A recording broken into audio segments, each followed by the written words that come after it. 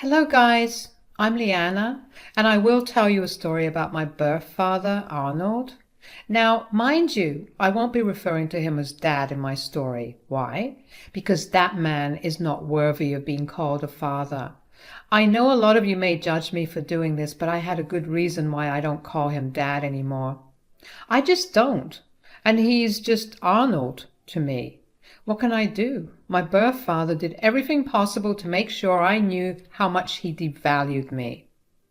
It all started when he broke up my family to marry his mistress. My mom, Donna, was devastated when she caught Arnold cheating on her for a whole year. Arnold was supposed to be the love of her life, the man who she should have grown old with. Imagine her surprise when the same casually informed her that he didn't care about her and wanted to start a new life with his mistress. I hated that fricking woman who stole my birth father away from me, but it was my mom who encouraged me to try and give them a chance. She never talked badly about them and encouraged me to give Arnold's new wife respect. So I tried very hard to like her. I was only 7 back then and was finding it difficult to have my birth father part-time. My stepmother's hatred for me didn't make things better either. When I was 9, my birth father started to drop me home with Mom more often than necessary. He always had plans with his wife for which he had to cut his visits short. He returned me home early in his days of custody and eventually signed over full custody to my mom. I still remember the day very vividly. I was begging for my birth father to spend time with him. My mom had called him over to her house because I was a mess. I said to Arnold, "Dad, I miss you. You don't even come to see me anymore. Did I do something wrong? Are you angry at me?" "I'm not angry at you, Liana. Your dad needs some space for now. I have my new family to take care of, you know." But Dad, you're always with your wife. I don't get to have some time with you at all. Don't be so jealous of your stepmother, Liana. I have some serious responsibilities towards her now. I can't just show up every time you need me. That is why you will be staying with your mom full time now. My little brain didn't comprehend the fact that he was actually talking about abandoning me for good. I held on to the little hope that my dad wouldn't do that to me. I was young and stupid. I was also hurt by what my father said. So I cried and said, "Dad, are you leaving me? Will I never see you again?" "It's not like that, Liana. I have to take care of my new family and give you siblings as well. I will have a lot of responsibilities on my plate. You already have your mom, so everything will be fine. I promise I will come get you when you have new siblings." "But what about me, Dad? I want you in my life, too. I need my father." "Liana, you shouldn't be so selfish and make things difficult for me. Everything is already settled, and you will be living with your mom full time. I will try to visit, but you cannot just call me whenever you feel like it. You're a big girl now, and you should understand." That's all my father had to say to me. I cried like crazy that night. I sobbed my heart out away in my mom's arms. Later, her then boyfriend Nathan came over and comforted me too. For months, I kept expecting my birth father to come back and tell me that he was just joking.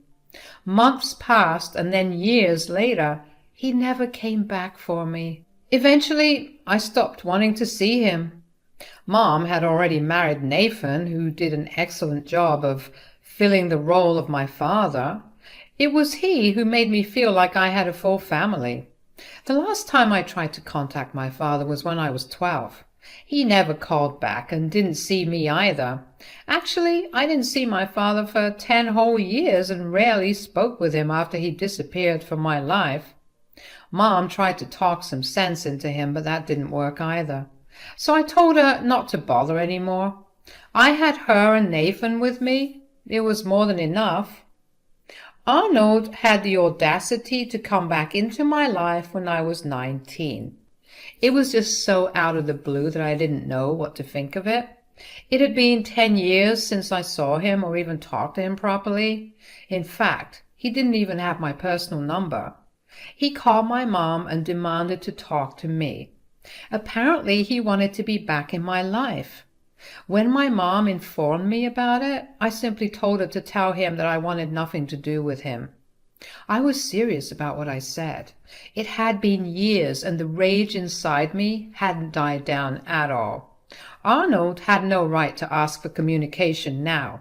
Besides, he may not have known that I was actually not his child anymore. I wanted to throw that at his face, and I got a marvelous opportunity for it. Despite my mom's clear warning to my birth father, he randomly showed up at our house. When my mom opened the door, you can imagine our surprise when we saw Arnold standing there. He was looking very cheerful and ran inside to try and hug me. After having the most awkward hug of my life, I managed to push him away.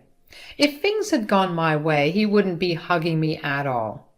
But I couldn't escape in time, and he caught me by surprise. I stepped back, and Mom said, "What are you doing here, Arnold?" "What do you think I'm doing here, Donna?"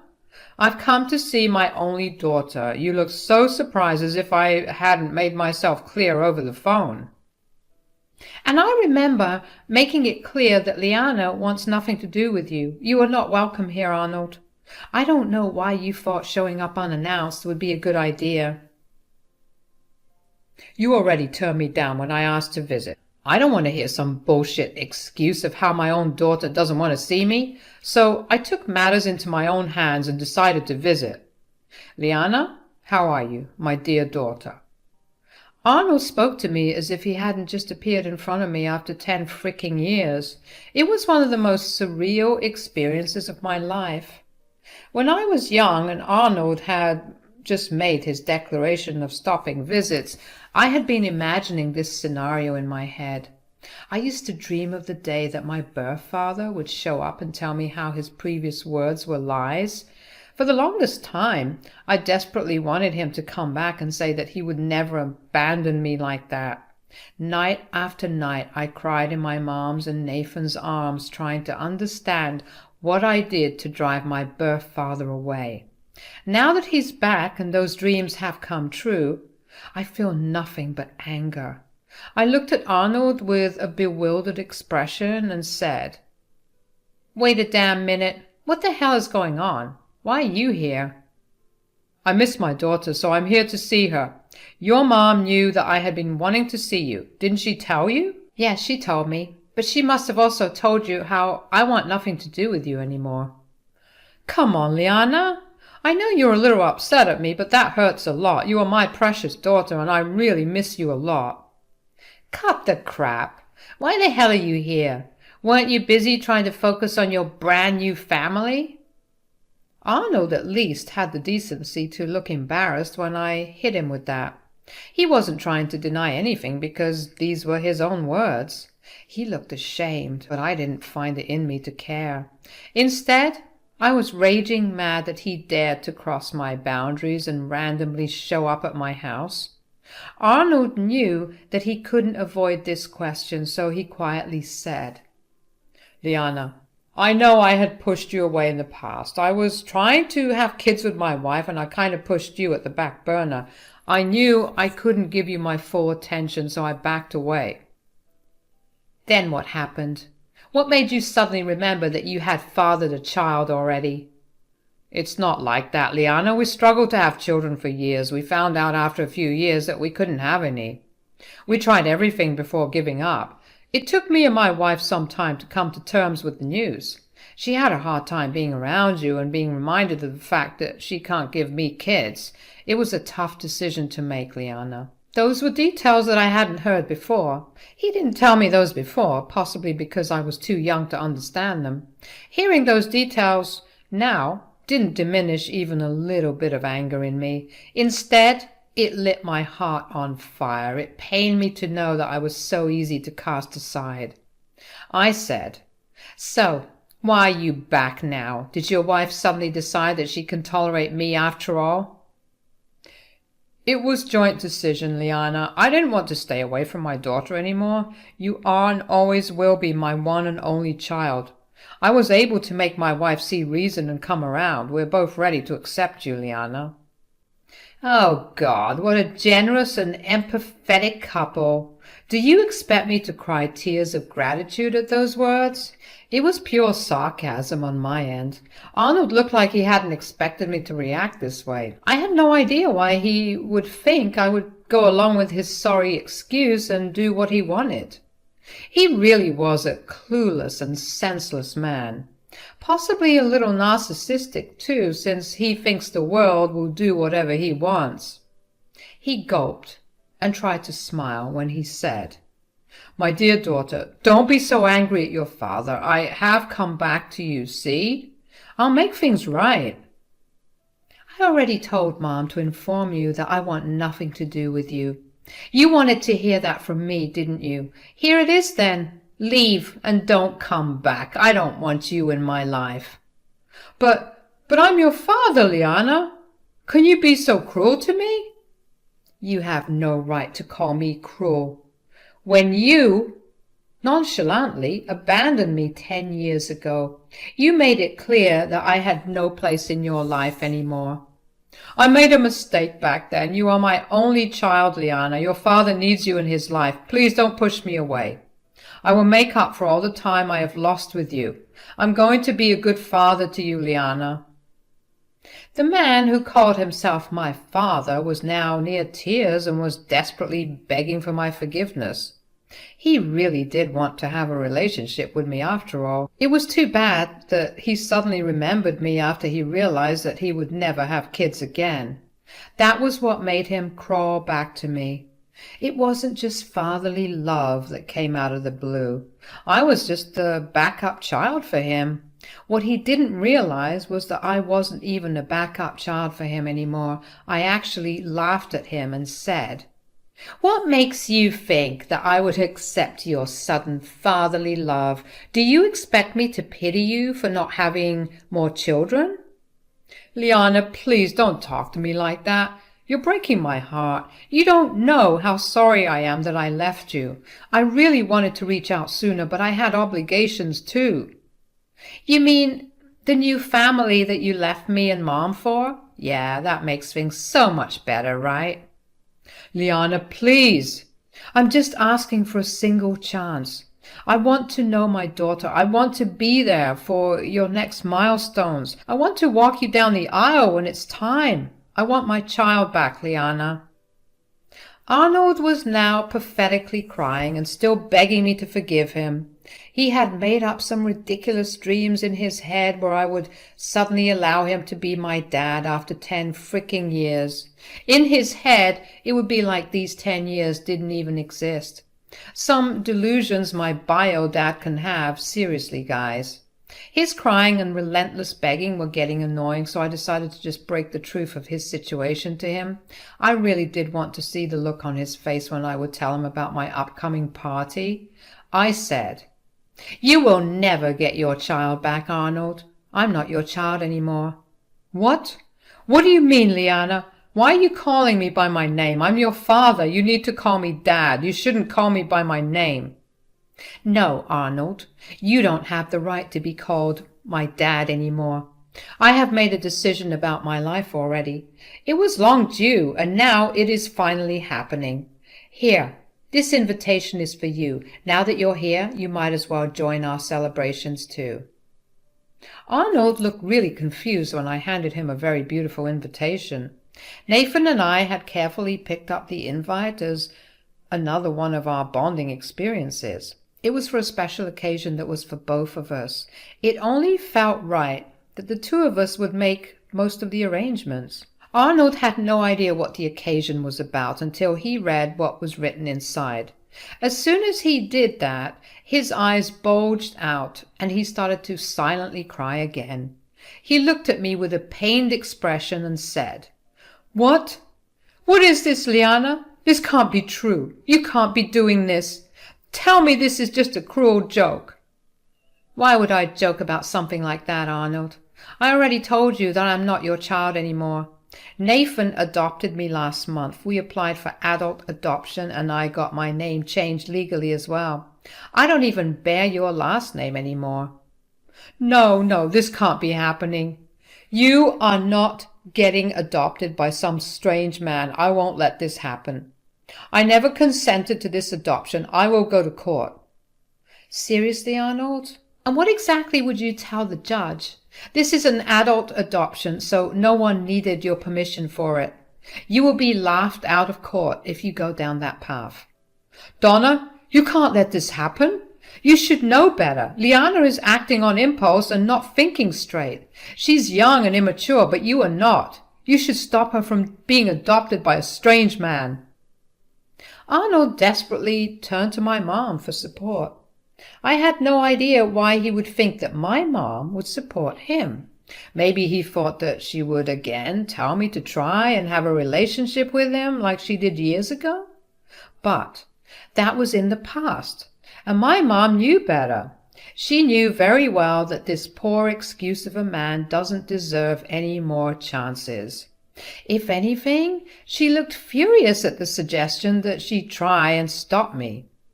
She said, "Who are you calling a strange man, Arnold? Nathan has raised Liana for the last 10 years. He is father to her in all aspects that are relevant."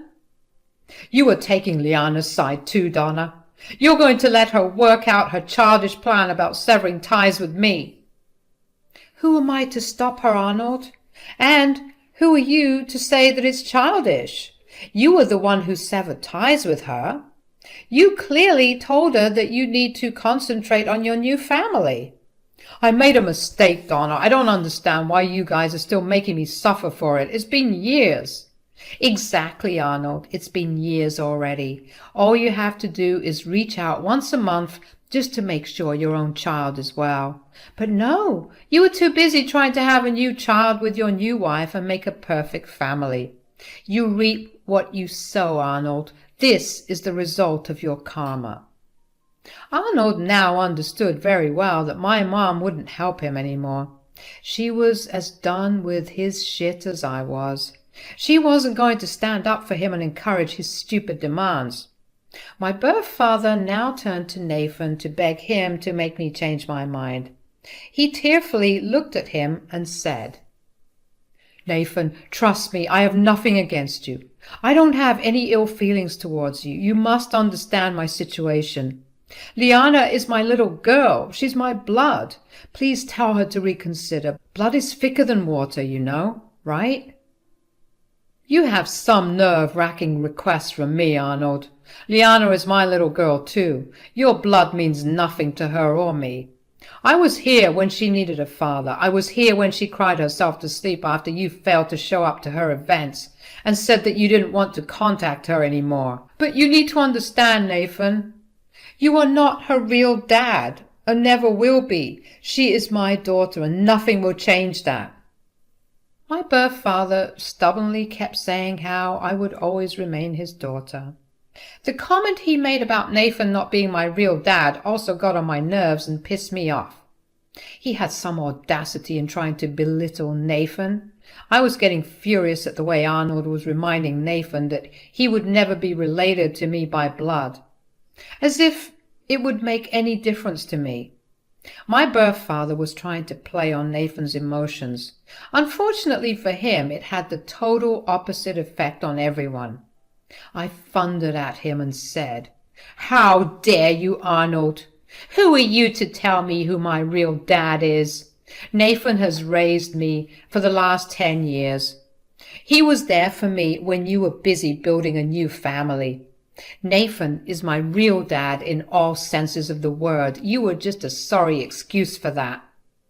"Liana, please don't say those things. I know I pushed you away, but you are not even giving me a chance to prove myself this time.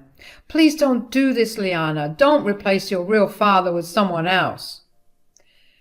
"Oh, Arnold, I think it's too late for that. As I said, the papers are already signed. Nathan is my dad now, and he will be that for the rest of my life. He will be the one I will call Dad, and he will be the one getting all the privileges of being my dad. Meanwhile, you will be erased from my life forever, just like you wanted all these years." "Liana, no, you can't do that to me." Since the papers are already signed, I cannot stop Nathan from adopting you. But it doesn't change anything for me, Liana. I want you in my life. A piece of paper will not stop me. No, maybe a piece of paper will not stop you, but I will be the one stopping you, Arnold. I had made my decision a long time ago. I want nothing to do with you. You will leave my dad's house right now.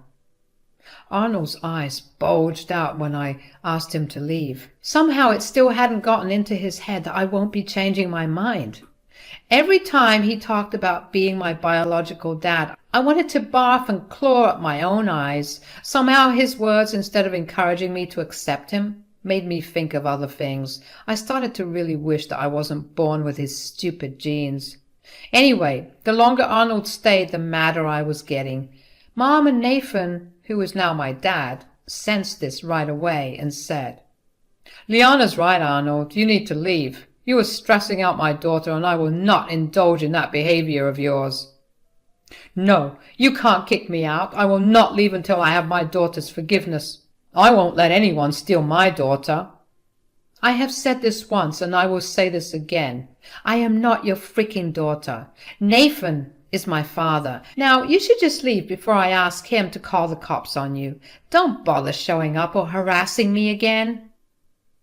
"My daughter's right, Arnold. You need to leave before I take matters into my own hands and call the frickin' cops on you." "Oh, by the way, don't bother showing up at the adoption party. We will throw you out. I extended the invitation out of courtesy, but you clearly can't appreciate anything good in life. So consider yourself uninvited, and if you show up and harass me or my family again, I will file a restraining order." Arnold was now looking completely defeated, as no one was taking his side. Mom actually went straight to the door, opened it, and pointed him towards the way out. In the end, he hung his head and walked out. After he was gone, I actually hugged my dad and Mom while they comforted me and told me how much they loved me. I am truly blessed to have a family like mine. The adoption party was a huge success, except for one minor inconvenience. Arnold showed up with his mistress wife in tow and tried to talk sense into me. Suffice it to say, that didn't work out very well in their favor. In fact, the whole family was there to berate them for what they did to me. One thing to note is that Arnold's family actually stayed in contact with me. My biological paternal grandparents and even uncles stayed in my life and were heavily involved in it as well. Initially, his family had tried to get Arnold to reason and not abandon me out of the blue. He didn't listen to any of them. Naturally, the hurt and bitterness made them have a bad relationship with Arnold. Meanwhile, my relationship with them remained unaffected. They were present at the party and were ready to tear into Arnold and his horrible new wife. They even supported Nathan in adopting me and said that he was the best dad I got. And guess what, guys? My grandparents disinherited Arnold and were leaving his share of the inheritance to me. You can imagine Arnold's wife's reaction when she heard that. They threw a tantrum and were promptly kicked out. It was truly a day to remember. In the next few days, Arnold and his wife amped up their harassment now that they knew I was getting their share of the inheritance too. They kept pestering me and even dared to show up at my university to apologize. Campus security had a field day with their tantrums. They were behaving so irrationally that my own university called the cops on them. Let's just say they are in deep trouble and currently going through a lawsuit. Oh, I almost forgot to mention that I did end up getting a restraining order against them after this fiasco. So they have no way of contacting me anymore. I seriously can't thank God enough that Arnold abandoned me at the right time. If he hadn't, perhaps I wouldn't have gotten an amazing father like Nathan. We are having a great life together, and I seriously couldn't have asked for more.